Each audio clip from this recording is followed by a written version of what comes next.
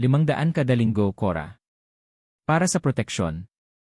Ang boses ng lalaking nakatayo sa harap ng kanyang maliit na pwesto ng paninda ay kasing grasa ng langis na tumutulo mula sa kalapit na karinderya.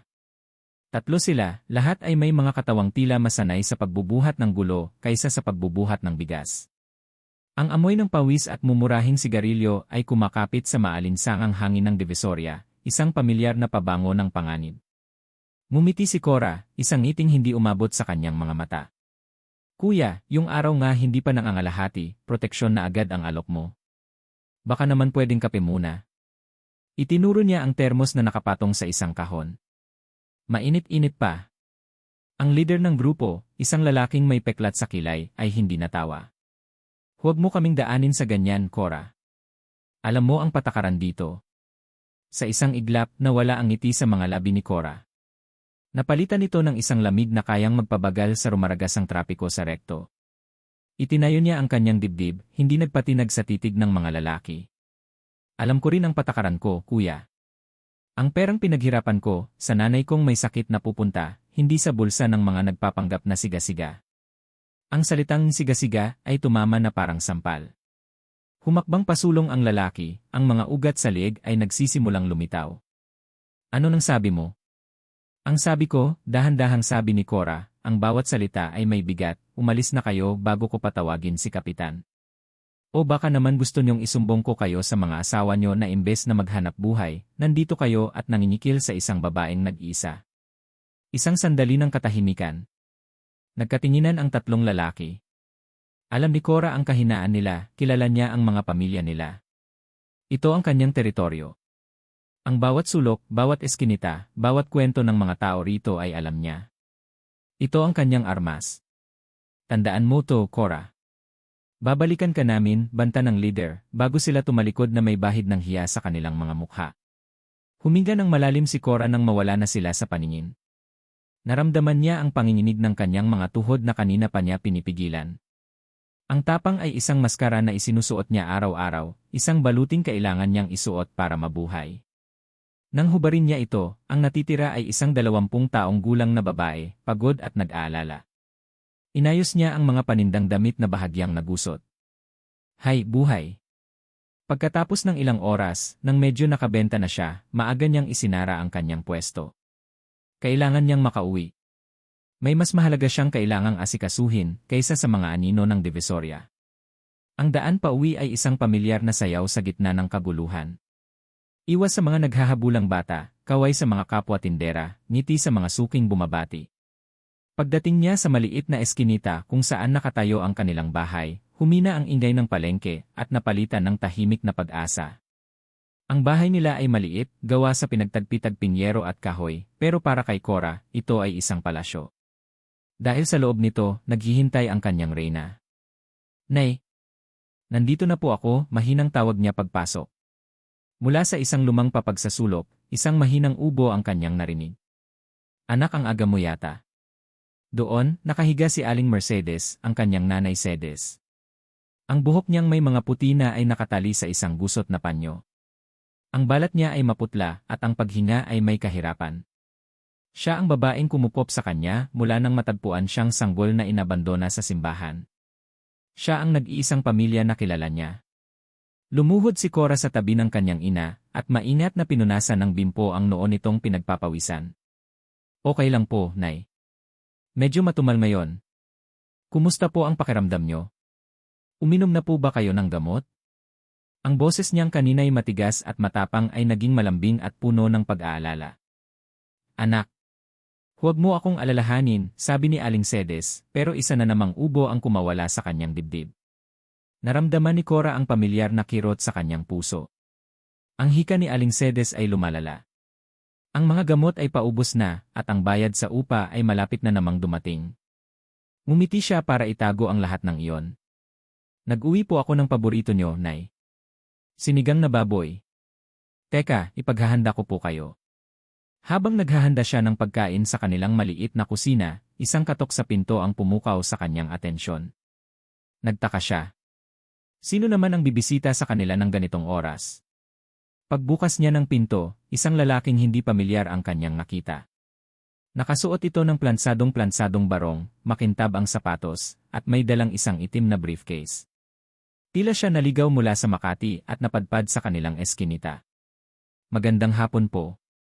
Hinahanap ko po si Miss Corazon de la Cruz, sabi ng lalaki, ang boses ay formal at walang emosyon. Ako po yon. Bakit po, tanong ni Cora, ang kanyang pagiging alerto ay bumalik.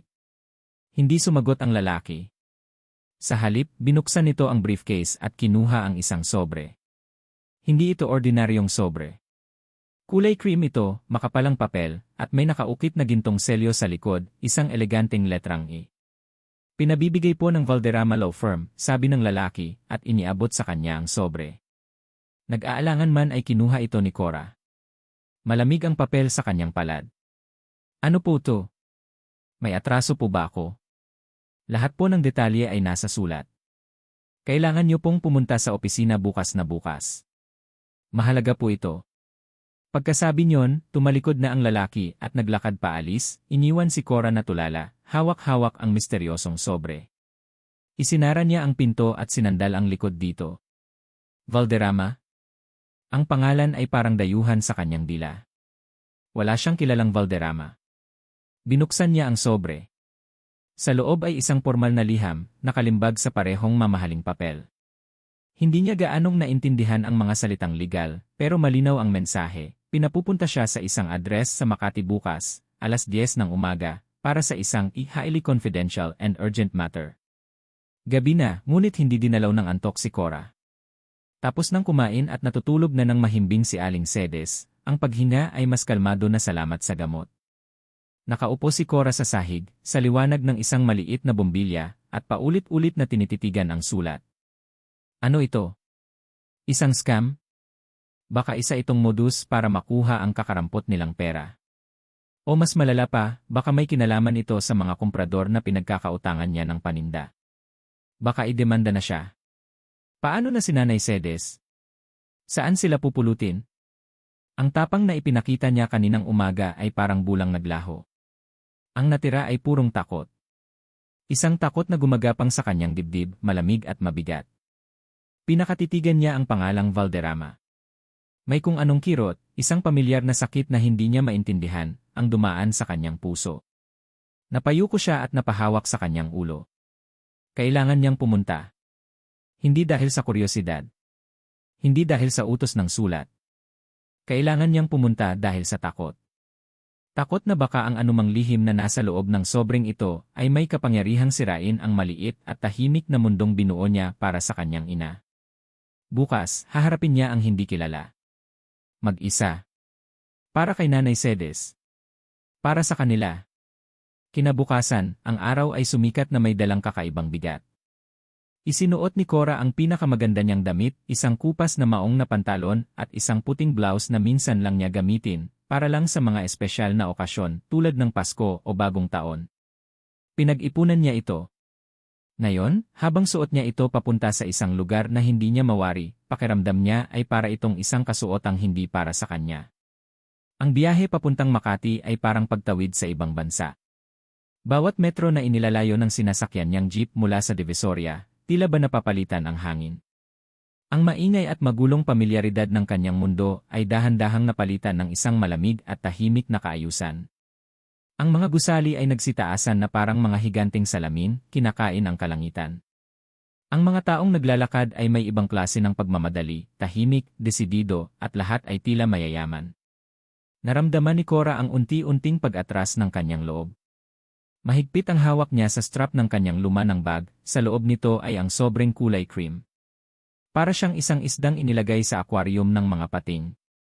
Nang matagpuan niya ang gusali ng Valderrama, kinailangan niyang tumingala ng husto para makita ang tuktok nito.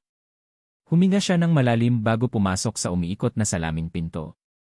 Ang lamig ng aircon ay sumalubong sa kanya, isang matinding kaibahan sa nakapapasong init sa labas. Ang sahig ay gawa sa marmol, sobrang kintab na halos makita na niya ang kanyang sarili. Ang bawat sulok ay amoy mamahaling panlinis at pera. Miss, anong kailangan nila? Tanong ng gwardiya sa lobby. Ang tingin ay sinusuri siya mula ulo hanggang paa. Ipinakita ni Cora ang sulat. May appointment po ako sa Valderrama Law Firm. Itinuro ng gwardiya ang elevator. Sa loob ng elevator, kasabay niya ang mga empleyadong nakasuot ng mga corporate attire. Walang nagsasalita.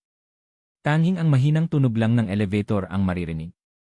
Pakiramdam ni Cora ay lahat sila ay nakatingin sa kanya, sa kanyang mumurahing sapatos, sa kanyang kupas na pantalon. Yumuko na lang siya at pinakatitigan ang sahig. Sa ika-35 palapag, bumukas ang pinto ng elevator. Sinalubong siya ng isang karatulang gawa sa ginto, Valderrama Degzi Firm. "Good morning, ma'am. May I help you?" bati ng isang receptionist na may perpektong ngiti. "Ako si Corazon de la Cruz. May appointment ako kay Attorney Romero." "Yes, ma'am. Hinihintay ka na po nila. This way, please." Iginya siya sa isang waiting area na mas malaki pa sa buong bahay nila. Ang mga sofa ay gawa sa balat, ang mesa ay gawa sa madilim na kahoy, at ang mga painting sa pader ay mukhang mas mahal pa sa lahat ng paninda niya sa Divisoria. At doon, sa isa sa mga sofa, nakaupo ang isang lalaki. Nakasuot ito ng isang kulay abong suit na tila isinukat mismo sa kanyang katawan. Ang kanyang buhok ay perpektong nakaayos, at ang sapatos niya ay kumikinang. Hindi siya nakatingin kay Cora, pero naramdaman niya ang presensya nito, malamig, makapangyarihan. Nakatingin ito sa labas ng bintana, sa tanawin ng buong syudad, na para bang pag-ari niya ang lahat ng nakikita. Umupo si Cora sa pinakamalayong upuan, maingat na inilapag ang kanyang bag sa tabi niya. Sinubukan niyang huwag magpahalata, pero hindi niya mapigilang sumulyap sa lalaki. Hindi ito gumagalaw parang isang estatwa. Ang katahimikan nito ay mas nakakabingi kaysa sa ingay ng Divisoria. "Mayabang," sabi ng isang boses sa isip ni Cora. "Sino kaya to?" Maya-maya pa, bumukas ang isang malaking pinto. "Miss de la Cruz?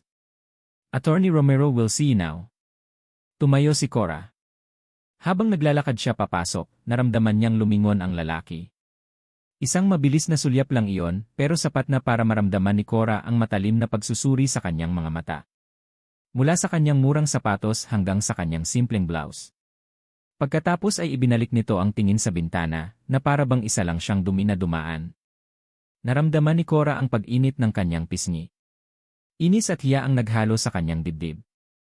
Pumasok siya sa opisina na may bigat sa puso. Ang opisina ni Attorney Romero ay malawak, may mga bookshelf na puno ng makakapal na libro. Nakaupo sa likod ng isang malaking mesa ang isang matandang abogadong may suot na salamin. Umiti ito nang pumasok si Cora. "Miss de la Cruz, maupo ka." "Ako si Attorney Romero." Umupo si Cora. Sa likod ng abogado, pumasok din ang lalaking mayabang mula sa labas at tumayo sa isang sulok, ang mga braso ay magkasalikop sa dibdib. Isa pala itong bantay. "Salamat sa pagdating mo," simula ni Attorney Romero. "Alam kong naguguluhan ka. Diretso na tayo sa punto. Ipinatawag ka namin dahil sa isang napakahalagang bagay na may kinalaman sa pamilya Valderrama." Nakinig lang si Cora, ang kanyang puso ay nagsisimulang kumabog ng mas mabilis. Maraming taon na ang nakalipas, patuloy ng abogado, ang nag-iisang anak na babae ni Don Teodoro Valderrama, si Amelia, ay umalis ng kanilang tahanan. Naputol ang lahat ng komunikasyon. Matagal siyang hinanap, ngunit hindi na siya natagpuan. Ang akala ng lahat wala siyang iniwang anak. Huminto ang abogado at tinitigan siya ng diretsyo sa mata. Pero nagkamali sila. Bago nawala si Amelia, nanganak siya. Isang babae. Hindi maintindihan ni Cora kung saan papunta ang usapan. Ano ang kinalaman niya rito? Ang sanggol na iyon ay iniwan sa simbahan ng Quiapo. Isang mabuting babae, si Aling Mercedes Reyes, ang nakakita at kumukop sa kanya. Biglang huminto ang pag-ikot ng mundo ni Cora. Ang pangalan ng kanyang ina. Ang kwento ng kanyang buhay. Paanong? Matagal naming hinanap ang batang iyon, sabi ni Attorney Romero, ang boses ay malumanay. At sa wakas, natagpuan ka na namin. Tumingin si Cora sa abogado, pagkatapos ay sa lalaking nakatayo sa sulok na ngayon ay nakatingin na rin sa kanya, ang mukha ay blanko pa rin. Isang tawa ang biglang kumawala sa mga labi ni Cora. Hindi ito tawa ng saya. Ito ay tawa ng isang taong hindi makapaniwala. "Nagpapatawa po ba kayo, sir?" sabi niya, ang tawa ay may halong pait. "Ano po to, isang prank show? May kamera po ba dito? O baka naman isa itong bagong klase ng scam?" Hindi nagbago ang ekspresyon ni Attorney Romero. "Naiintindihan ko ang reaksyon mo, Hija. Pero ito ang katotohanan.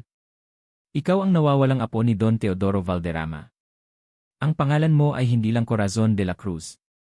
Huminga siya ng malalim bago sabihin ang mga salitang babago sa lahat. Ang tunay mong pangalan ay Corazon Valderrama. Para siyang binuhusan ng nagyelong tubig. Nawala ang kanyang tawa. Tanging isang nakabibinging katahimikan ang pumuno sa kanyang tainga. Corazon Valderrama. Ang pangalan ay parang isang dayuhang salita na pilit isinusuot sa kanyang pagkatao. Hindi. Hindi totoo yan, mahinang sabi niya, umiiling. Nagkakamali kayo ng tao.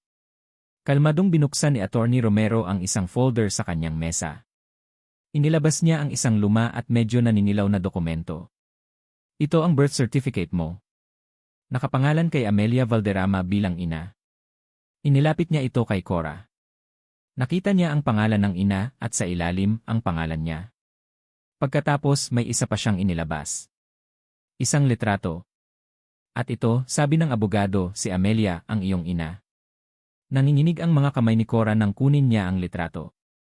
Sa larawan ay isang dalagang nakangiti.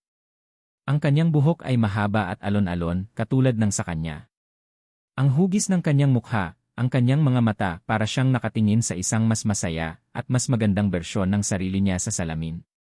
Isang butil ng luha ang pumatak mula sa kanyang mata at tumama sa litrato. Ang ina na hindi niya nakilala. Ang mukha ngayon niya lang nakita. Pero mabilis niyang pinunasan ang kanyang luha. Ang kalituhan ay napalitan ng galit. Galit sa sitwasyon sa mga taong ito. Hindi, sigaw niya, biglang tumayo. Ang upuan ay gumawa ng malakas na tunog sa sahig. Hindi totoo. Isa itong malaking lokohan. Hindi ko alam kung anong laro to, pero ayoko nang sumali. Ibinagsak niya ang litrato sa mesa at mabilis na tumalikod, patakbong tinungo ang pinto. Kailangan niyang makaalis. Kailangan niyang bumalik sa Divisoria, sa kanyang totoong buhay, sa kanyang totoong ina. Nang hahawakan na niya ang doorknob, isang anino ang humarang sa kanyang daraanan. Ang lalaking kanina patahimik sa sulok ay nakatayo na ngayon sa harap niya. Ang tangkad nito ay tila lalong nadagdagan at ang mga mata nito, sa unang pagkakataon, ay may laman, isang malamig na otoridad. Hinarangan nito ang pinto. Sa unang pagkakataon, nagsalita ito, diretsong nakatingin sa kanya. Ang boses nito ay mababa at kontrolado, ngunit may bigat na nagpatigil sa kanya. Hindi ito isang laro, Miss de la Cruz. Nagulat si Cora sa direktang pagtawag sa kanya. Naghihintay ang lolo mo, patuloy ng lalaki, ang bawat salita ay parang isang pako na lalong nagbaon sa kanya sa kinatatayuan niya. At may utang na loob kang dapat bayaran. Nakasakay si Boom sa kanyang itim na sedan, ang mga kamay ay mahigpit na nakahawak sa manibela. Ang makina ng sasakyan ay tahimik, isang malaking kaibahan sa magulong takbo ng kanyang isipan. Sa tabi niya, sa passenger seat, nakaupo si Corazon de la Cruz. O Corazon Valderrama, ayon sa utos ni Don Teodoro. Utang na loob na dapat bayaran. Iyon ang mga huling salitang binitawan niya. Isang linyang idinikta sa kanya ng kanyang trabaho, ng kanyang katapatan sa matandang Valderrama. Pero habang minamaneho niya ang sasakyan papalayo sa Makati, ang mga salitang iyon ay bumabalik sa kanya na may kasamang kakaibang pait. Para kay Boom, ang lahat ay simple lang. Ang mundo niya ay umiikot sa lohika, sa mga numero, at sa mga utos ni Don Teodoro. Ang kanyang buhay ay isang malaking ledger, kung saan ang bawat desisyon ay dapat balanse. Ang paglitaw ng babaeng ito ay isang hindi inaasahang entry, isang gusot sa perpektong pagkakatupi ng kanyang mundo. Sinulyapan niya ito. Nakatingin ito sa labas ng bintana, ang mga mata ay malayo ang nararating. Ang tapang na ipinakita nito kanina sa opisina, ang pagsigaw, ang pagtanggi, ay nawala na. Ang natira ay isang katahimikang mas mabigat kaysa sa anumang sigaw. Nakikita niya sa refleksyon sa bintana ang pagkunot ng noo nito, ang bahagyang panginginig ng mga labi. Isang sakit ng ulo. Iyon ang unang pumasok sa isip ni Boom nang una niyang makita ang file ni Cora. Isang tindera sa Divisoria. Palaban. Hindi nakapagtapos ng pag-aaral. Sa paningin niya, isa itong liability. Isang problema na kailangan niyang solusyonan para kay Don Teodoro. Ang utos ay malinaw, hanapin mo ang apo ko, Boom. At dalhin mo siya sa akin. Madali ang unang bahagi. Ang pangalawa. Ito na siguro ang pinakamahirap na gawaing ibinigay sa kanya. Ang babaeng ito ay hindi isang dokumentong pipirmahan o isang deal na isasara. Isa siyang tao. Isang taong may sariling buhay, gaano man ito kagulo sa paningin niya. Saan tayo pupunta? Ang boses ni Cora ay halos isang bulong, sapat lang para marinig niya. Uwi na tayo, sagot ni Boom, ang tingin ay nasa daan pa rin. Hindi ako uwi sa inyo, mabilis nitong sagot, ang talim sa boses ay bumalik. Iuwi mo ako sa Divisoria. Sa nanay ko. Si Aling Mercedes ay hindi mo. Huwag mong ituloy yan, putol ni Cora, ang boses ay naging matigas. Siya ang nanay ko. Siya ang nagpalaki sa akin. Hindi yung pamilyang bigla na lang sumusulpot pagkatapos ng 20 taon. Hindi sumagot si Boom.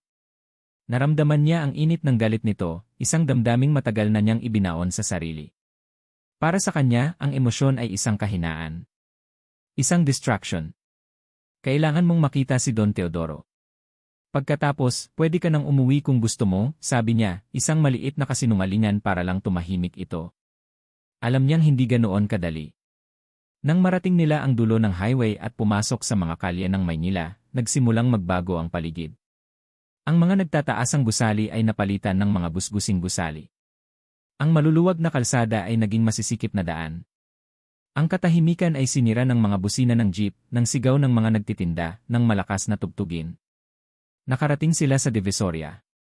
Para kay Boom, ang lugar na ito ay isang bangungot ng kaguluhan. Ang sasakyan niyang sanay sa malinis na parking lot ng Makati ay halos hindi makasingit sa eskinita.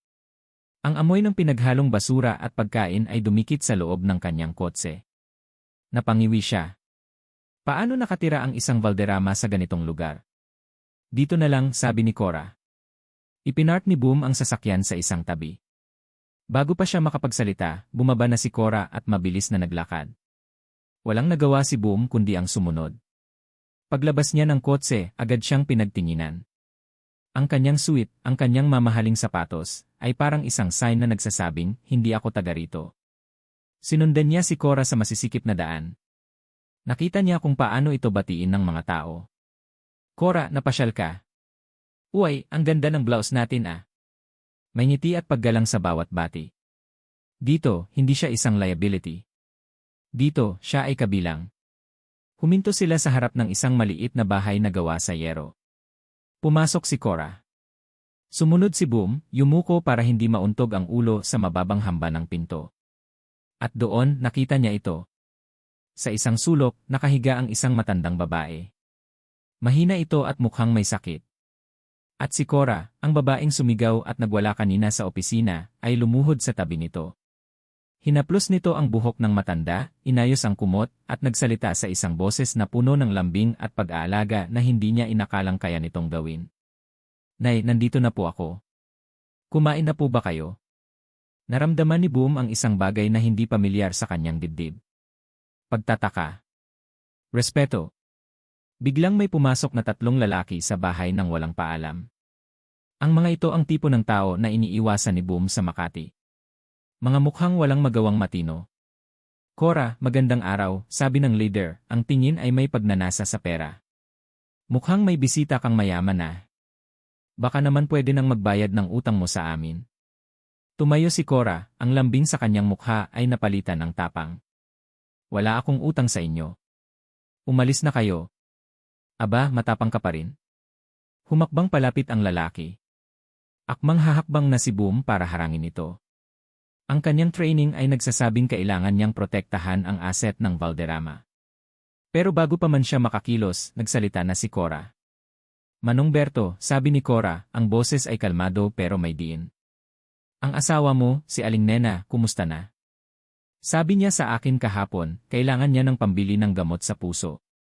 Yung perang kinikikil mo sa akin, sana man lang mapunta sa kanya. Natigilan ang lalaki. At ikaw, Kuya Romy, baling niya sa isa pa. Ang anak mo, si Junior, scholar sa eskwelahan, di ba? Anong sasabihin niya kapag nalaman niyang ang pinanggagalingan ng baon niya ay sa pananakot sa kapitbahay niyo? Napatungo ang 2 lalaki. Ang leader na lang ang naiwang nakatayo, ang mukha ay namumula sa galit at hiya. Hindi niyo kailangan ng dahas para igalang kayo, mahinahong sabi ni Cora. Umalis na kayo. Maghanap buhay kayo ng marangal. Walang imik na tumalikod ang tatlong lalaki at umalis. Naiwan si Boom na nakatayo, tulala. Hindi baril ang ginamit ni Cora. Hindi rin pera. Ginamit niya ang kanyang kaalaman sa lugar. Ginamit niya ang kanyang puso. At nanalo siya. Sa sandaling iyon, ang liability sa kanyang isipan ay nagsimulang magbago. Nakita niya ang isang leader. Isang babaeng kayang protektahan ang sarili at ang mga mahal niya sa buhay gamit ang talino at tapang. Lumapit si Boom kay Cora. Kailangan na nating umalis, sabi niya, ngunit ang boses niya ay hindi na kasing tigas ng dati. Hindi ako alis, sagot ni Cora, hindi nakatingin sa kanya. Kung mananatili ka rito, sabi ni Boom, pinipili ang kanyang mga salita, babalik sila. O baka mas malalakas pa sa kanila ang bumalik. Ang mundo ay hindi laging kasing bait ng Divisoria. Tumingin siya kay Aling Cedes na natutulog. Pero kung sasama ka sa akin, masisiguro kong ligtas siya. Ligtas kayo. Ito ang barahan niya. Ang tanging barahan na alam niyang tatama sa puso ni Cora. Ang kaligtasan ng kanyang ina. Nakita ni Boom ang pagtatalo sa mga mata ni Cora. Ang pag-ibig sa ina, ang takot para sa kaligtasan nito, at ang galit sa sitwasyong kinasasadlakan niya. Pagkatapos ng ilang sandali ng katahimikan, tumango si Cora. Isang mabagal at mabigat na pagtango. Lumapit ito kay Aling Cedes at marahang hinalikan ito sa noo. May ibinulong ito na hindi narinig ni Boom. Nang humarap itong muli sa kanya, ang mga mata nito ay namumula pero walang luha. Mayroon lamang isang desisyon. Tumingin ito sa paligid ng maliit na bahay na parang kinakabisado ang bawat sulok. Isang huling sulyap sa mundong iwan niya. Pagkatapos, tumingin ito kay Boom. Tara na. Walang lingon-likod na naglakad si Cora palabas ng pinto, palabas ng eskinita, patungo sa naghihintay na itim na sasakyan. Patungo sa isang buhay na hindi niya pinili. Sumunod si Boom, dala-dala ang isang bagong bigat sa kanyang dibdib. Hindi na ito inis o pagkadismaya. Ito ay isang bagay na mas komplikado. Isang bagay na nagsasabing ang misyon na ito ay hindi lang tungkol sa pagbabalik ng isang nawawalang tagapagmana. Ang daan patungong Valderrama Estates ay hindi isang kalsada, isa itong portal. Sa bawat pag-ikot ng gulong ng mamahaling sasakyan ni Boom, pakiramdam ni Cora ay lalo siyang hinihila palayo sa nag-iisang mundo na kanyang kinagisnan. Iniwan niya sa Divisoria ang ingay, ang alikabok, at ang pamilyar na amoy ng kanyang buhay. Ang pumalit ay isang nakabibinging katahimikan at ang artipisyal na lamig ng aircon. Nang sa wakas ay huminto ang sasakyan, hindi isang bahay ang nakita ni Cora. Isa itong gate. Isang dambuhalang gate na gawa sa itim na bakal, na may kumikinang na letrang E sa gitna. Bumukas ito ng dahan-dahan at walang ingay, na para bang isang bibig na handa siyang lamunin ng buo. Sa loob, isang mahabang daan na napapalibutan ng perpektong pagkatanim ng mga puno at hardin na mas malawak pa sa buong eskinita nila. At sa dulo ng daan, naroon ang bahay. Hindi palasyo ang mas tamang salita. Kulay puti ito, may matataas na haligi, at napakaraming bintanang salamin na kumikinang sa ilalim ng hapon. Bumaba si Cora mula sa sasakyan, ang kanyang mga binti ay tila nanlalambot. Ang bawat hakbang niya sa makinis na driveway ay isang paalala na hindi siya kabilang dito. Sumunod ka sa akin, utos ni Boom na nauna ng maglakad. Ang pinto ng palasyo ay bumukas bago pa man sila makarating. Isang hilera ng mga katulong na nakauniporme ang nakayuko, naghihintay. Napalunok si Cora. Sa Divisoria, siya ang nagbebenta. Dito, pakiramdam niya ay isa siyang paninda na susuriin. Pumasok sila sa isang foyer na may chandelier na kasing laki ng kanyang pwesto sa palengke. Ang sahig ay kumikinang, at ang hagdanan sa gitna ay paikot na umaakyat sa ikalawang palapag, parang eksena sa isang pelikula. Maligayang pagbabalik, Sir Boom. Nasaan si Don Teodoro? Tanong ni Boom sa isang may edad ng babae na mukhang siyang pinuno ng mga katulong. Nasa kanyang study, sir. Hinihintay na po kayo. Iginiya sila patungo sa isang dobleng pinto na gawa sa madilim at mabigat na kahoy. Huminto si Boom at humarap kay Cora. Huminga ka ng malalim. Maging magalang ka, babala niya sa mahinang boses. Tumango lang si Cora, kahit ang gusto niyang gawin ay tumakbo. Binuksan ni Boom ang pinto. Sa loob ng silid, na napapalibutan ng mga estanteng puno ng libro, nakaupo sa isang malaking silyang digulong ang isang matandang lalaki. Nakatalikod dito sa kanila, nakaharap sa isang malaking bintanang salamin na tanaw ang hardin. Ang katahimikan sa silid ay mabigat. Sir, sabi ni Boom. Narito na siya. Dahan-dahang umikot ang silyang digulong. Nakita ni Cora ang kanyang lolo. Don Teodoro Valderrama. Maputi na ang buhok nito, at ang mukha ay puno ng mga linya ng edad at, kung hindi siya nagkakamali, ng lungkot. Nakabalot ng kumot ang kanyang mga binti. Pero ang kanyang mga mata niya ay matalas pa rin. Sinuri siya nito mula ulo hanggang paa, na parang sinusubukan nitong hanapin ang bakas ng anak nitong si Amelia sa kanyang mukha. Hindi alam ni Cora ang sasabihin. Ano ba ang dapat sabihin sa isang tao ngayon mo lang nakilala pero kadugo mo raw? Magandang hapon po, nauutal niyang sabi. Hindi nagsalita si Don Teodoro. Tinitigan lang siya nito. Isang mahabang, nakakailang na titig. Ang mga mata nito ay nagpapahayag ng isang bagay na hindi maintindihan ni Cora, pagsisisi, pangungulila, marahil ay pag-asa. Tumagal iyon ang halos 1 minuto bago ito tumango ng bahagya kay Boom. Ihatid mo siya sa kanyang kwarto. Maghahapunan tayo mamayang 7:00. Iyon lang. Walang yakap, walang kamusta ka, apo ko. Isang utos lang. Tumalikod na muli ang matanda, humarap sa bintana. Tapos na ang pag-uusap. Nakahinga lang ng maluwag si Cora nang makalabas sila ng silid. Halika, sabi ni Boom. Sinundan niya ito paakyat sa engrandeng hagdanan. Ang kwartong ibinigay sa kanya ay mas malaki pa sa pinagsamang sala at kusina nila ni Aling Cedes.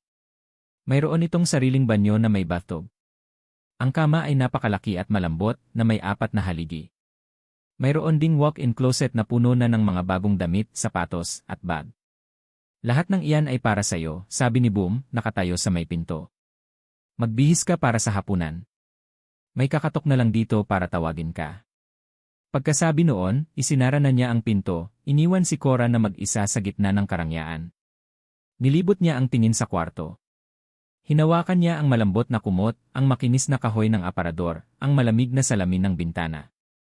Ang lahat ng ito ay maganda. Perpekto. Pero walang pakiramdam na ito ay sa kanya. Para siyang isang magnanakaw sa sarili niyang kwarto. 7:00. Isang katulong ang kumatok at sinabing naghihintay na sila sa dining hall. Nagsuot si Cora ng isang simpleng bestida na nakita niya sa aparador. Pakiramdam niya ay naglalaro siya ng manika at siya ang manika. Ang dining hall ay isa na namang palabas ng kayamanan. Ang mesa ay napakahaba, kayang pakainin ang buong eskinita nila. Sa isang dulo, nakaupo si Don Teodoro. At sa tapat niya, nakaupo ang isang babae.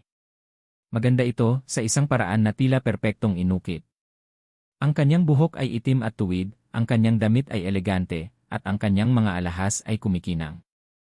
Nang makita siya nito, isang ngiti ang sumilay sa mga labi nito, ngunit hindi umabot sa mga mata. So, ito na pala ang ilong lost cousin, sabi ng babae, ang boses ay matamis ngunit may bahid ng lason. I'm Isabel. Maligayang pagdating sa aming tahanan. Cora, maikling sagot ni Cora, umupo sa silyang itinuro sa kanya. Ang hapunan ay ang pinakamahabang 1 oras sa buhay ni Cora. Napakaraming kubyerto sa tabi ng kanyang plato, iba't ibang kutsara, tinidor, at kutsilyo. Hindi niya alam kung alin ang gagamitin para sa sopas, sa isda, o sa karne. Sinubukan niyang gayahin ang mga kilos ni Isabel, ngunit ang kanyang mga kamay ay naging malamya. Oh, darling, sabi ni Isabel, na may kunwaring pag-aalala. That's the fish fork, not the salad fork, pero okay lang yan. I'm sure hindi ka sanay sa mga ganito. Naramdaman ni Cora ang pag-init ng kanyang buong mukha. Nakita niya ang bahagyang pagngisi ni Isabel. Tumingin siya kay Don Teodoro, ngunit ito'y abala sa pagkain, tila walang naririnig. Tumingin siya kay Boom, na nakatayo malapit sa pader, ang mukha ay blanko gaya ng dati. Walang tutulong sa kanya. Sa sobrang kaba, nadulas ang kamay niya. Ang baso ng red wine sa tabi niya ay tumagilid at ang laman nito ay bumuhos sa puting-puting mantel, gumawa ng isang malaking, pulang mansa. Katahimikan. Oh and my goodness, sigaw ni Isabel, na tila nasindak. That's an antique tablecloth from Italy. Napatayo si Cora, ang puso niya ay kumakaripas. Sorry po, hindi ko sinasadya. Hindi na niya kaya. Ang kahihiyan ay parang isang alon na lulunod sa kanya. Bago pa man siya makapagsalita ulit, narinig niya ang isang mahinang boses sa kanyang likuran. Si Boom. Hindi ito nakatingin sa kanya, pero nagsalita ito sa isang katulong. Palitan ang mantel. Pagkatapos, bumulong ito, sapat lang para marinig niya, hayaan mo sila. Ang dalawang salitang iyon ay parang isang maliit na salbabida sa gitna ng dagat. Isang pahiwatig na kahit papaano, may isang taong nakakakita sa kanya. Pero hindi na nito napigilan ang mga luhang nagbabadyang tumulo. Excuse me po, mabilis niyang sabi, at tumakbo siya paalis sa dining hall, paakyat sa hagdanan, at papasok sa kanyang malaking, malamig na kwarto.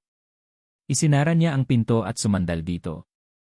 Doon, sa wakas, bumuhos ang kanyang mga luha. Umiyak siya sa galit, sa hiya, sa pangulila.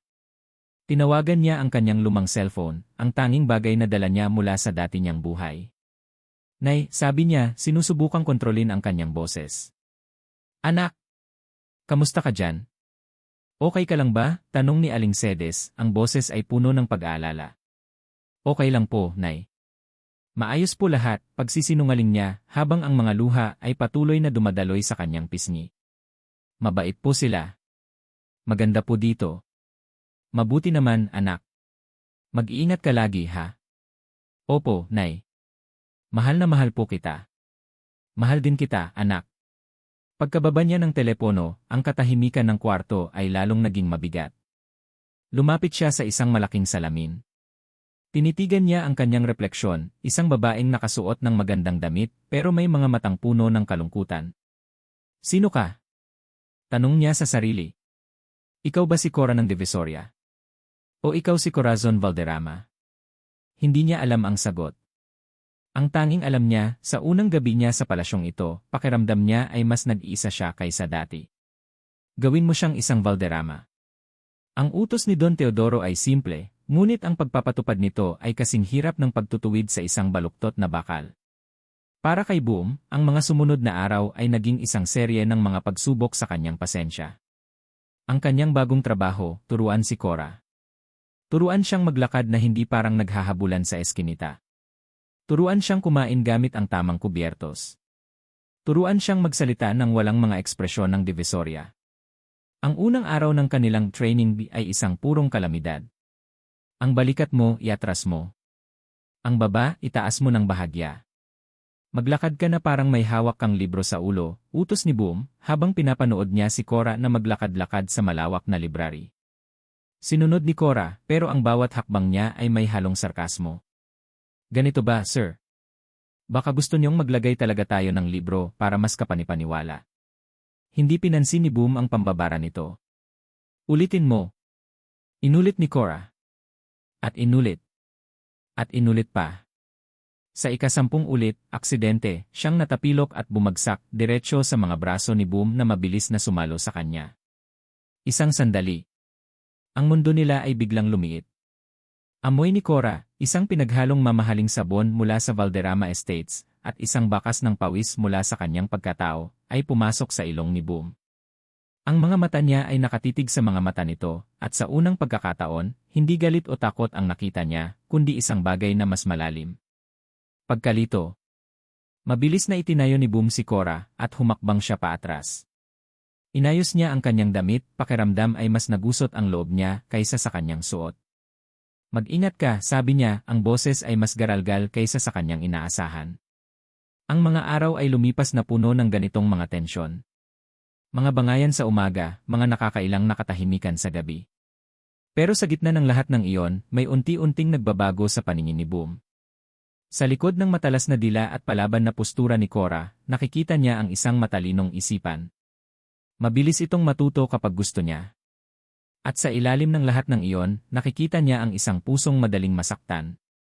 Nakikita niya ito sa paraan ng pagtingin nito sa mga litrato ng kanyang ina. Nakikita niya ito sa boses nito kapag kausap nito sa telepono si Aling Cedes. Isang gabi, hindi siya makatulog. Nagtungo siya sa hardin para magpahangin. Doon, sa tabi ng kumikinang na asul na tubig ng swimming pool, nakita niya si Cora. Nakaupo ito sa gilid, ang mga paa ay nakababad sa tubig, nakatingin sa mga bituin. Nilapitan niya ito. Hindi ito lumingon na para bang alam nitong darating siya. Hindi ka rin makatulog, tanong ni Cora. Maraming iniisip, sagot ni Boom, umupo sa di kalayuan. Tungkol sa kumpanya. O tungkol sa kung paano ako gagawing isang perpektong manika? Huminga ng malalim si Boom. Hindi ka isang manika, Cora. Talaga? Dahil pakiramdam ko, isa akong tau-tauhan sa isang stage play na hindi ko maintindihan. At ikaw ang direktor. Sa unang pagkakataon, nagpasya si Boom na huwag makipagtalo. Ano ang iniisip mo? Tanong niya. Nagulat si Cora sa tanong. Tumingin ito sa kanya. Ini-imagine ko kung anong itsura ng mga bituin mula sa bubong namin sa Divisoria. Hindi kasing linaw dito. Pero doon kahit malabo, alam kong totoo. Nagkaroon ng katahimikan. Hindi ito ang nakakailang na katahimikan ng dati. Ito ay isang katahimikang may laman. Bakit ka sobrang tapat kay Don Teodoro? Biglang tanong ni Cora. Natigilan si Boom. Utang ko sa kanya ang lahat. Pamilya ko na ang mga Valderrama. Pero hindi mo sila kadugo. Hindi mo sila kadugo. Ang mga salitang iyon ay tumama sa isang bahagi ng puso ni Boom na matagal na niyang ikinukubli. Hindi kailangan ng dugo para maging pamilya, sagot niya, mas para sa sarili niya kaysa kay Cora. Samantala, sa kabilang bahagi ng palasyo, si Isabel Valderrama ay hindi natutulog. Nasa kanyang silid siya, ang tanging liwanag ay mula sa kanyang laptop. Ang kanyang mukha ay seryoso, ang mga mata ay nanlilisik sa galit at determinasyon. Ang pagdating ni Cora ay isang insulto. Isang sampal sa kanyang mukha. Buong buhay niya, inihanda niya ang kanyang sarili para pamunuan ang Valderrama Corporation. Siya ang perpektong apo. Siya ang nararapat. Hindi isang taga-squatter na bigla na lang sumulpot. Kung hindi ko siya kayang paalisin, sisirain ko siya, bulong niya sa sarili. At alam niya kung saan magsisimula sa kahinaan ni Cora. At sa ngayon, ang nag-iisang taong malapit dito ay si Boom. Nag-type siya sa keyboard, Private Investigator. Manila. Discreet. Kinabukasan, may charity event na kailangang puntahan ang mga Valderrama. Ito ang unang paglabas ni Cora sa publiko. Nanginginig ang kanyang mga kamay habang inaayos niya ang kanyang damit. Kaya mo yan, sabi ng isang boses sa likod niya. Si Boom. Umiti ka lang at tumango. At huwag kang lalayo sa akin. Sa event, para siyang isang isda sa aquarium. Lahat ay nakatingin, nagbubulungan. Siya ba yon? Ang cheap tingnan. Kawawang Don Teodoro. Narinig ni Cora ang lahat. Pinilit niyang umiti, pero nararamdaman niyang malapit na siyang masira. Isang matabang donya na may malalaking diamante sa liig ang lumapit sa kanya. Ikaw ba ang apo mula sa saan nga ulit yun? Divisoria, sabi nito, ang boses ay puno ng pamamaliit. Sa bagay, anong aasahan natin? Blood can only run so deep. Ang putik, kahit anong gawin, putik pa rin. Iyon na ang huling patak. Naramdaman ni Cora ang pag-init ng kanyang mga mata. Yumuko siya, handa ng tumakbo. Bigla, naramdaman niya ang isang kamay na humawak sa kanyang kamay. Isang mainit, matatag na kamay. Ang kamay ni Boom. Humakbang si Boom sa pagitan niya at ng donya. Ang kanyang mukha ay kalmado, ngunit ang kanyang mga mata ay nag-aapoy. Ang putik, Ginang Rodriguez, sabi ni Boom, ang boses ay malamig ngunit malinaw, ay kung saan tumutubo ang pinakamagandang bulaklak ng lotus. At ang babaeng ito, hinigpitan niya ang hawak sa kamay ni Cora, is a Valderrama. Kung may problema ka sa kanya, sa akin ka magpaliwanag. Natahimik ang lahat sa paligid. Ang donya ay namutla at walang nasabi. Hinila ni Boom si Cora palayo sa mga tao, patungo sa isang tahimik na sulok ng hardin. Hindi pa rin binibitawan ni Boom ang kanyang kamay. Nakatingin si Cora sa kanilang mga kamay na magkahawak, pagkatapos ay sa mukha ni Boom. Ang lalaking robot. Ang lalaking walang emosyon. Ipinagtanggol siya. Bakit mo ginawa yon? Tanong niya. Tumingin si Boom sa kanya, at sa isang sandali, nawala ang lahat ng maskara. Ang nakita ni Cora ay hindi isang empleyado. Nakita niya ang isang lalaking nag-aalala. Dahil trabaho ko yon, mabilis niyang sagot, pero alam nilang pareho na hindi iyon ang buong katotohanan. Sa mansyon, sa parehong oras, tumunog ang cellphone ni Isabel. Isang hindi rehistradong numero. Hello? Ma'am Isabel. Yung investigator niyo po ito, sabi ng isang magaspang na boses sa kabilang linya. May nakuha na po ako. Tungkol sa background ni Boom Elizalde. Napangiti si Isabel. Tell me. Mukhang malinis po siya, ma'am. Ulila. Pinalaki at pinag-aral ni Don Teodoro. Walang pamilya, walang silbi iyan sa akin, putol ni Isabel. Gusto ko ng dumi. Kahit ano. Actually, may isa po akong nakita. Isang lumang police report. Tungkol sa pagkamatay ng mga magulang niya. Isang car accident matagal na. Nainip si Isabel. So, anong kinalaman niyan? Huminto ang lalaki sa kabilang linya. Tila nag-aalangan. Ma'am, nahanap ko na. Ang pangalan ng ama ni Boom Elizalde ay kapareho ng pangalan ng lalaking kasama ni Amelia Valderrama noong sila'y namatay. Biglang tumahimik si Isabel. Ang kanyang mga daliri ay humigpit sa pagkakahawak sa cellphone.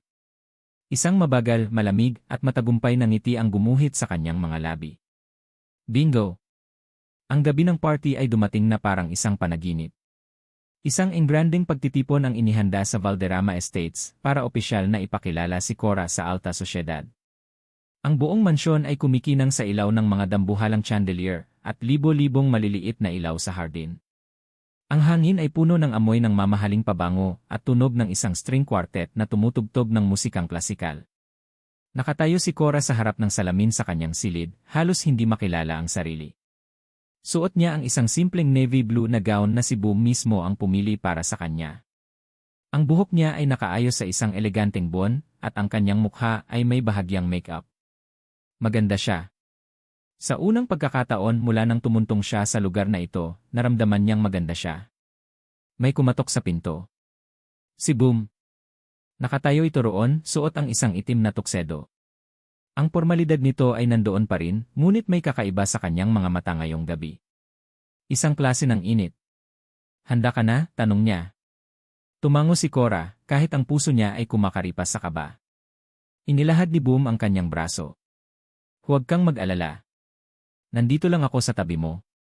Nag-aalangan man, ipinulupot ni Cora ang kanyang kamay sa braso ni Boom. Ang paghawak nito ay nagbigay sa kanya ng kakaibang lakas ng loob. Magkasama silang bumaba sa engranding hagdanan. Lahat ng mata ay napunta sa kanila. Ang mga bulungan ay nandoon pa rin, ngunit ngayon wala na siyang pakialam. Hawak niya ang braso ni Boom. Ligtas siya. Ang gabi ay naging maayos. Ngumiti si Cora, tumango, at nakipag-usap sa mga taong ipinakilala sa kanya ni Boom. Nagulat siya sa sarili. Kaya niya pala. Sa tabi niya, si Boom ay parang isang pader na hindi kayang gibain, pinoprotektahan siya mula sa mga mapanuring tingin. Nang magsimula ang sayawan, hinila siya ni Boom sa gitna ng dance floor. Hindi ako marunong, bulong ni Cora. Sumunod ka lang sa akin, sagot ni Boom, habang inilalagay ang isang kamay sa kanyang baywang at hinahawakan ang isa pa niyang kamay. Nagsimula silang gumalaw kasabay ng mabagal na musika. Ang mundo ay tila nawala. Tanging sila na lang dalawa ang naroon. Nakatingin siya sa mga mata ni Boom at nakikita niya ang kanyang sariling refleksyon. Ang puso niya ay tumitibok ng napakabilis, hindi na sa kaba, kundi sa isang damdaming bago at nakakatakot. Ang ganda mo ngayong gabi, Cora, bulong ni Boom, ang kanyang hininga ay mainit sa tainga ni Cora. Isang ngiti ang sumilay sa mga labi ni Cora. Isang totoong ngiti. Sa sandaling iyon, naramdaman niya ang tunay na kaligayahan. Sa gitna ng lahat ng kasinungalingan at karangyaan, may isang bagay na naging totoo. Si Boom. Ngunit ang mga sandali ng kaligayahan ay sadyang panandalian. Pagkatapos ng sayaw, umakyat si Isabel sa entablado, hawak ang isang mikropono. Ang kanyang ngiti ay kasing tamis ng pulot, ngunit ang kanyang mga mata ay kasing talim ng bubog. Isang magandang gabi sa inyong lahat, bati niya. Nandito tayo ngayong gabi para salubungin ang pinakabagong miyembro ng aming pamilya, ang aking pinsan, si Corazon. Nagpalakpakan ang mga tao. Ngumiti si Cora, kahit may naramdaman siyang kakaibang kaba sa paraan ng pagsasalita ni Isabel. Ang pagbabalik ni Cora ay isang himala, patuloy ni Isabel. Isang kwento ng isang nawawalang prinsesa na sa wakas ay natagpuan na. Pero alam niyo ba, may isa pa palang kwento ng himala sa aming pamilya. Isang kwento ng katapatan. At ng isang malaking kasinungalingan. Biglang nagbago ang tono ng kanyang boses. Nawala ang tamis na palitan ng yelo. Tumingin si Cora kay Boom, na ngayon ay nakakunot na ang noo, tila nagtataka rin sa nangyayari. Sa likod ni Isabel, isang malaking screen na kanina'y nagpapakita lang ng logo ng Valderrama, ay biglang umilaw. Kilala nating lahat si Boom Elizalde, sabi ni Isabel, itinuturo si Boom. Ang kanang kamay ng aking lolo. Ang pinakamatapat na tao na kilala ko. Pinalaki siya ng lolo ko na parang sarili niyang anak. Pero tinanong niyo na ba kung sino talaga siya? Nagkatinginan ang mga tao. Naramdaman ni Cora ang paglamig ng kanyang mga kamay. Hinawakan niya ng mas mahigpit ang braso ni Boom. Hayaan niyo akong ikwento sa inyo ang isang trahedya, sabi ni Isabel, na parang isang premyadong aktres. Sa screen, lumitaw ang isang lumang litrato, ang litrato ng ina ni Cora, si Amelia. At sa tabi nito, isang litrato ng isang lalaking hindi kilala ni Cora. Ito si Amelia Valderrama. At ito si Ricardo Salas, isang mahirap na aktivista. Nagmahalan sila. Ngunit tutol ang aking lolo. Isang gabi, tumakas sila. At isang trahedya ang nangyari. Isang car accident. Pareho silang namatay. Napahawak si Cora sa kanyang dibdib. Ang kwentong pilit niyang iwinawaksi ay isinasampal ngayon sa kanya sa harap ng daan-daang tao. Pero may isang himala, patuloy ni Isabel, ang boses ay puno ng drama. Sa aksidenteng iyon, may isang batang lalaking kasama sila. Ang anak ni Ricardo Salas. At ang batang iyon ay nakaligtas. Sa screen, lumitaw ang isang police report at isang litrato. Ang litrato ni Boom, noong bata pa ito. Ang batang iyon ay si Boom. Isang nakabibinging katahimikan ang bumalot sa buong hall. Tila huminto ang paghinga ng lahat. Napatingin si Cora kay Boom. Ang mukha nitong laging kalmado ay puno ngayon ng pagkabigla at pagkalito. Umiiling ito na parang hindi rin makapaniwala sa kanyang naririnig. Mga kaibigan, sigaw ni Isabel, ang kanyang tagumpay ay halatang halata. Ang pinagkakatiwalaan ka ng kamay ng mga Valderrama ay anak ng lalaking kinamumuhian ng aking lolo. Ang lalaking dahilan ng pagkamatay ng sarili niyang anak. At ang pinakamatindi sa lahat. Tinago ito ng lolo ko sa ating lahat. Pinalaki niya ang anak ng kaaway sa sarili niyang pamamahay. Bumagsak ang panga ni Cora. Ang lahat ng hangin sa kanyang baga ay tila nawala. Tumingin siya sa kanyang lolo, si Don Teodoro, na nakaupo sa kanyang silya, ang mukha ay putlang-putla, ang mga mata ay puno ng sakit at pagkakasala. Ang kanyang pananahimik ang pinakamalakas na kumpirmasyon. Pagkatapos, tumingin siya kay Boom. Ang lalaking humawak sa kanyang kamay. Ang lalaking nagsabing, nandito lang ako. Ang lalaking ipinagtanggol siya. Ang lalaking pinagkatiwalaan niya. Ang kanyang mukha ay isang bukas na libro ng pagkabigla at sakit. Hindi rin niya alam. Isa rin siyang biktima ng kasinungalingan. Pero sa sandaling iyon, hindi iyon ang nakita ni Cora. Ang nakita niya ay isang malaking pagkakanulo. Niloko siya. Niloko silang lahat. Ang koneksyon nila, ang mga sandali nila, lahat ba ay bahagi ng isang malaking dula? Ang pagtatanggog ba niya sa kanya ay dahil sa awa? O dahil sa pagkakasala? Boom, bulong ni Cora, ang boses ay basag. Tumingin si Boom sa kanya, ang mga mata ay puno ng pagsusumamo. Cora, hindi ko alam di. Pero hindi na niya narinig ang mga salita. Ang sakit ay napakabigat. Ang pakiramdam na pinagtaksilan ka ng dalawang taong nagsimula mo ng pagkatiwalaan, ang kanyang lolo at si Boom, ay parang isang punyal na itinarakan sa kanyang puso at inikot. Ang mga bulungan ng mga tao ay parang mga bubuyog na umuugong sa kanyang tainga. Ang mga mapanuring tingin ay parang mga karayom na tumutusok sa kanyang balat. Hindi na niya kaya. Tumalikod si Cora. At tumakbo siya. Cora, sigaw ni Boom. Apo, sigaw ni Don Teodoro, ang boses ay puno ng desperasyon. Pero hindi siya lumingon. Tumakbo siya palabas ng party, palabas ng mansyon, dala ang isang pusong durog na durog. Tumakbo siya palayo sa mga maskara, palayo sa mga kasinungalingan, palayo sa sakit. Ang tunog ng pagbasag ng baso at ang mga hiyawan ng mga nagulat na bisita ay parang isang malayong ugong sa pandinig ni Boom. Ang tanging malinaw sa kanya ay ang imahe ni Cora na tumatakbo palayo, ang likod nito ay nanginginig sa pag-iyak, ang navy blue na gown ay parang isang bandila ng pagkatalo. Cora! Sinubukan niyang habulin ito, ngunit hinarangan siya ng mga nagkakagulong bisita. Nang sa wakas ay makalusot siya, wala na ito. Naglaho na parang bula sa gitna ng madilim na gabi. Sa isang iglap, ang kanyang maayos at kontroladong mundo ay gumuho. Ang mga pundasyong binuo niya sa buong buhay niya, katapatan, lohika, serbisyo, ay nabasag sa 1,000 piraso. Anak ni Ricardo Salas. Ang mga salitang iyon ni Isabel ay paulit-ulit na umalingaw-ngaw sa kanyang isipan. Ang pangalan ng kanyang ama. Isang pangalang hindi niya kailanman narinig mula kay Don Teodoro. Ang matandang lalaki na itinuring niyang pangalawang ama, na nagligtas sa kanya mula sa ulilang lubos, ay nagsinungaling pala sa kanya sa buong buhay niya. At si Cora ang babaeng nagsimula ng bumasag sa pader na itinayo niya sa paligid ng kanyang puso. Ang tingin nito sa kanya bago ito tumakbo, isang tingin ng matinding pagkakanulo, ay isang sugat na mas malalim kaysa sa anumang pisikal na sakit. Bumalik siya sa loob ng mansyon. Ang party ay tapos na. Ang mga bisita ay nag-aalisan na, nag-iwan ng mga bulungan at mapanuring tingin.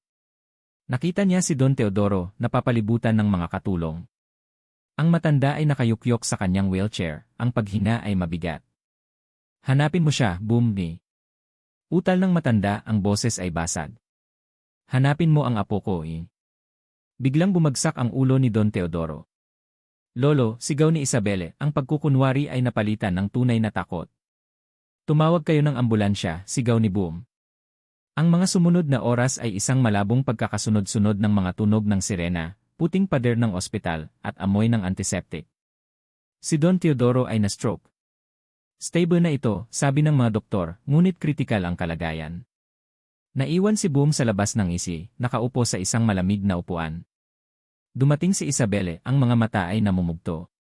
Kasalanan mo to, sabi nito sa kanya, ang boses ay puno ng galit. Kung hindi ka dumating sa buhay namin, hindi ito mangyayari. Tumingin lang si Boom sa kanya, walang lakas para makipagtalo. Dahil sa isang sulok ng kanyang isipan, naniniwala siyang tama ito. Kinagabihan, pinayagan siyang pumasok sa silid ni Don Teodoro. Ang matanda ay gising, ngunit mahina. Nakakabit dito ang kung ano-anong tubo. Nang makita siya nito, mga luha ang namuo sa mga mata nito. Patawarin mo ako, anak, sabi ni Don Teodoro, ang boses ay halos isang bulong. Umupo si Boom sa tabi ng kama. Bakit hindi niyo sinabi sa akin? At doon, sa gitna ng tahimik na pagpibip ng mga makina, ikinuwento ni Don Teodoro ang lahat. Ikinuwento niya ang tungkol sa kanyang pagmamahal at pagiging istrikto sa kanyang anak na si Amelia. Ang kanyang pagtutol kay Ricardo Salas, hindi dahil sa mahirap ito, kundi dahil sa radikal nitong mga paniniwala na inakala niyang maglalagay sa panganib kay Amelia. Ginamit ko ang pera at kapangyarihan ko para sirain siya, pag-amin ng matanda, ang mga luha ay dumadaloy na sa kanyang pisngi. Pinatanggal ko siya sa trabaho. Pinalaya sa inuupahan. Akala ko, kapag wala na siyang maibibigay kay Amelia, iiwan na siya ng anak ko. Pero nagkamali ako. Mas lalo silang nagmahalan. Ikinuwento niya ang gabi ng kanilang pagtakas. Ang paghabol niya. Ang aksidente. Nang dumating siya sa lugar, wala nang buhay sina Amelia at Ricardo. At sa isang sulok ng nabasag na sasakyan, nakita niya ang isang batang lalaking umiiyak, si Boom. Dinala kita. Itinago kita, sabi ni Don Teodoro. Bilang pagbabayad puri. Bilang paraan para mapatawad ako ng anak ko. Pinalaki kita bilang tanda ng aking kasalanan. Patawarin mo ako, Boom. Sa pagsisinungaling ko at sa pag-aalaga ko sa iyo para lang sa sarili kong kapakanan. Nakinig si Boom sa bawat salita. Ang galit na nararamdaman niya ay dahan-dahang napalitan ng isang matinding awa. Awa para sa matanda. Awa para sa kanyang mga magulang na hindi niya nakilala. Awa para kay Cora. At awa para sa sarili niya. Ang buong buhay niya ay isang kasinungalingan, ngunit ang pag-aalaga ni Don Teodoro ay naging totoo. Magpahinga na po kayo, sabi ni Boom at tumayo. Saan ka pupunta? Hahanapin ko po siya. Lumabas si Boom ng ospital. Hindi na siya bumalik sa mansyon. Umuwi siya sa kanyang sariling apartment. Sa unang pagkakataon, hindi na siya si Boom Elizalde, ang kanang kamay ng Valderrama. Siya lang si Boom. Isang lalaking naghahanap ng kasagutan. Kinabukasan, nagsuot siya ng isang simpleng shirt at maong. Ang kanyang suit ay naiwan sa aparador, kasama ang pagkatao na kaakibat nito. Sumakay siya sa kanyang sasakyan at nagmaneho, hindi papuntang opisina, kundi papuntang Divisoria.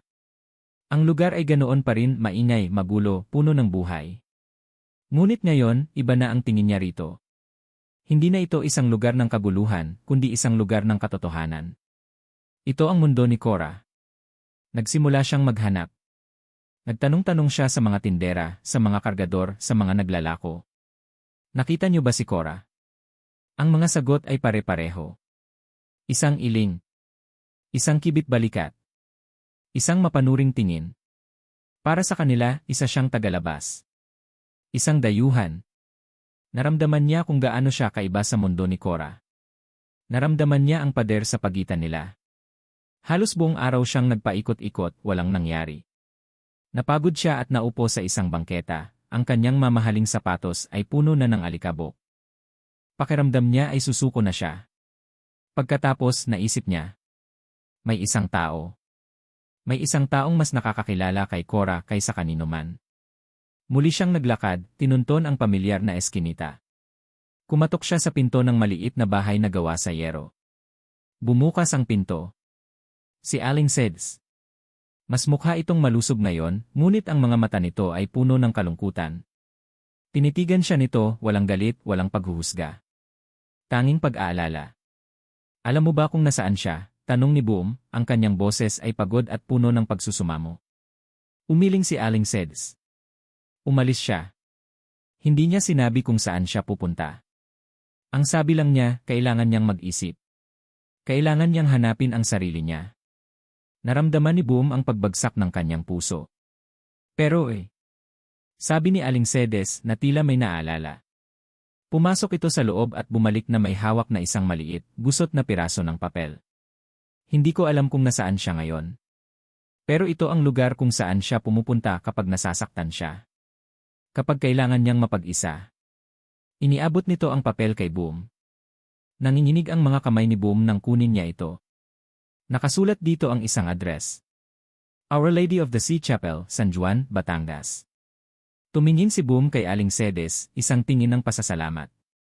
Tumango lang ang matanda na parabang sinasabing, ingatan mo siya. Bumalik si Boom sa kanyang sasakyan. Mayroon na siyang pupuntahan. Mayroon na siyang pag-asa. Habang pinaandar niya ang makina at minamaneho ito palabas ng Divisoria, isang bagong determinasyon ang pumuno sa kanyang puso. Hahanapin niya si Cora. Hindi dahil utos ito ni Don Teodoro. Hindi dahil trabaho niya ito. Hahanapin niya ito dahil kailangan niya. Dahil sa maikling panahong nakasama niya ito, si Cora na ang naging sentro ng kanyang magulong mundo. Ang amoy ng alat ng dagat at ang tunog ng marahang paghampas ng mga alon sa dalampasigan ang unang sumalubong kay Cora. 2 araw na siyang naririto sa San Juan, sa isang maliit na bahay panuluyan malapit sa dagat. Ang bawat umaga, naglalakad siya papunta sa isang maliit na kapilya na nakatayo sa isang mabatong bahagi ng baybayin, ang Our Lady of the Sea Chapel. Dito, sa harap ng payak na altar, naupo siya ng maraming oras. Hindi siya nagdarasal. Nakikinig lang siya. Sa katahimikan. Sa hangin. Sa sarili niya. Sinusubukan niyang hanapin ang sentro ng kanyang pagkatao na nawala sa gitna ng kaguluhan. Sino siya?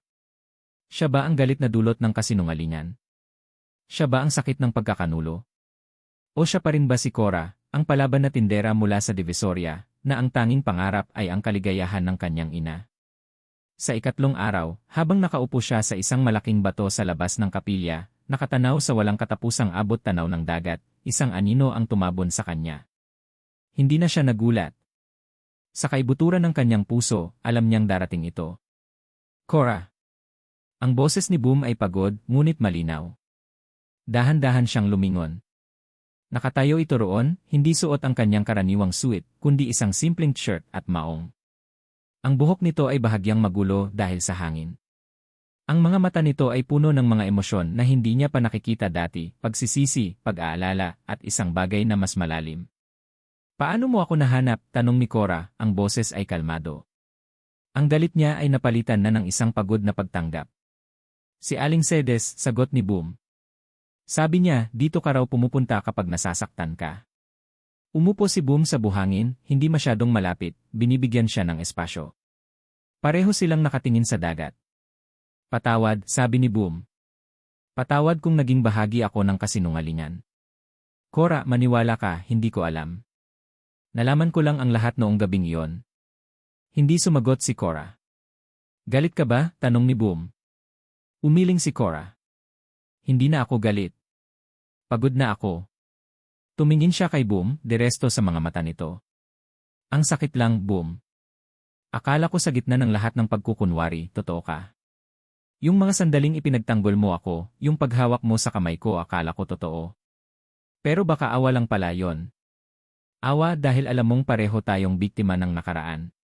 Umiling si Boom, ang sakit ay baka sa kanyang mukha. Hindi yon awa, Cora. Hindi kailanman naging awa. Lumapit siya ng kaunti. Noong una, trabaho lang ang tingin ko sa'yo. Isang problema na kailangang ayusin. Pero habang nakikilala kita, nakita ko kung sino ka talaga. Nakita ko ang tapang mo. Ang puso mo. Nakita ko ang babaeng kayang-kayang protektahan ang lahat ng mahal niya. At yung babaeng yon. Huminto siya, huminga ng malalim. Minahal ko yung babaeng yon, Cora. Mahal pa rin kita. Ang pag-amin na iyon ay parang isang alon na humampas sa puso ni Cora. Ang mga luha na pinigilan niya sa loob ng 3 araw ay nagsimula ng dumaloy. Hindi ito luha ng sakit, kundi luha ng paglaya. Paano tayo, Boom? Tanong niya, ang boses ay basag. Ang mga magulang natin ang nakaraan para itong lason na dumadaloy sa pagitan nating dalawa. Kung gayon, gagawa tayo ng sarili nating gamot, sabi ni Boom, ang kanyang boses ay puno ng determinasyon. Hinawakan niya ang kamay ni Cora. Sa pagkakataong ito, hindi niya ito binitawan. Ang kwento ng mga magulang natin ay nagtapos sa trahedya. Pero hindi ibig sabihin noon, kailangang ganoon din ang sa atin. Pwede nating ituloy ang kwento nila, Cora. Pwede nating bigyan ng ibang katapusan. Tinitigan ni Cora ang kanilang mga kamay na magkahawak. Sa unang pagkakataon, naramdaman niya ang pag-asa. Bumalik sila sa Maynila magkasama. Ang una nilang pinuntahan ay ang ospital. Naabutan nila si Don Teodoro na gising, nakatingin sa labas ng bintana. Nang makita nito si Cora, mga luha ang dumaloy mula sa kanyang mga mata. Apo, patawarin mo ako, sabi ng matanda. Lumapit si Cora. Walang salita, hinawakan niya ang kamay ng kanyang lolo. Isang simpleng gesto ng pagpapatawad. Sa mga sumunod na araw, dahan-dahang naghilom ang mga sugat. Iniabot ni Don Teodoro sa kanila ang isang lumang kahon. Sa loob, naroon ang mga sulat ng pag-ibig ni na Amelia at Ricardo. Binasa nila ito ng magkasama, at sa bawat salita, mas naintindihan nila ang isang pag-ibig na ipinaglaban hanggang sa huli. Si Isabelle, dahil sa kahihiyan at pagkakasala, ay nagpa siyang mangibang bansa at magsimula muli. Makalipas ang 5 taon. Ang ingay at sigla ng Divisoria ay mas masaya ngayon. Sa gitna nito, nakatayo ang isang bagong gusali, ang puso ng Divisoria Community Mall. Isa itong modernong gusali na may mga murang pwesto para sa maliliit na negosyante, isang daycare center, at isang libreng klinika. Sa grand opening, si Cora Valderrama Elizalde, suot ang isang simpleng bestida, ngunit may otoridad at kumpiyansa sa sarili, ang siyang pumuputol ng ribbon. Sa tabi niya, si Boom, nakangiti, hawak-hawak ang kamay ng kanilang panganay na anak. 2 pa nilang mas batang anak na lalaki ang naghahabulan malapit sa kanila. Para sa lahat ng nagsisikap at nangangarap dito sa Divisoria, anunsyo ni Cora sa mikropono. Para sa mga pusong hindi sumusuko. Nagpalakpakan ang mga tao.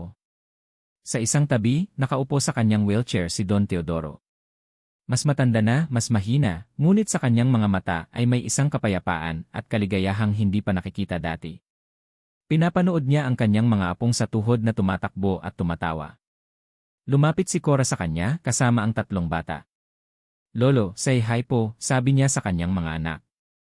Ngumiti si Don Teodoro, isang tunay at masayang ngiti.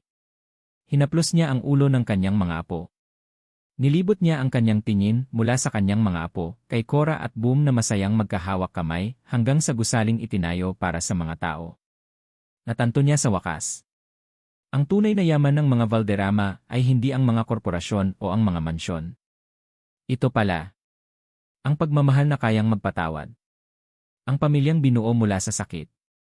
At ang pusong natutong magbahagi ng biyaya sa iba. Ito ang kanyang tunay na legacy. Ito ang bagong simula. At dito nagtatapos ang kwento ni Cora at Boom, isang kwentong isinilang sa gulo, sinubok ng kasinungalingan, at pinagtagumpayan ng pag-ibig at pagpapatawad. Maraming salamat sa iyo, aming mahal na tagapakinig, sa pagsama sa amin sa bawat kabanata ng kanilang paglalakbay. Mula sa maalikabok na eskinita ng Divisoria hanggang sa maningning na bulwagan ng mga Valderrama, naramdaman namin ang inyong pananabik, ang inyong pag-iyak, at ang inyong pag-asa. Ang pagsulat sa kwentong ito ay isang paglalakbay din para sa amin, isang paglalakbay sa puso ng isang babaeng hindi sumuko at sa puso ng isang lalaking natutong magmahal muli. Sa bawat salitang aming isinulat, ninais naming iparating na ang tunay na halaga ng isang tao ay hindi nasusukat sa yaman o sa pangalan, kundi sa laki ng pusong handang magmahal at magpatawad. Naway ang kwento ni Cora at Boom ay mag-iwan sa inyo ng isang paalala, na kahit sa pinakamadilim na nakaraan, laging may puwang para sa isang bagong simula. Ang pagpapatawad ay hindi paglimot kundi paglaya. At ang tunay na pag-ibig ay laging hahanap ng paraan. Kung ang kwentong ito ay umantig sa inyong puso, inaanyayahan namin kayong iwan ang inyong mga komento sa ibaba. Ano ang pinakapaborito ninyong eksena? Anong aral ang inyong natutunan? Nais naming marinig ang inyong mga saloobin. Muli, mula sa Kian Sen ka aming puso, maraming salamat. Hanggang sa susunod na kwento.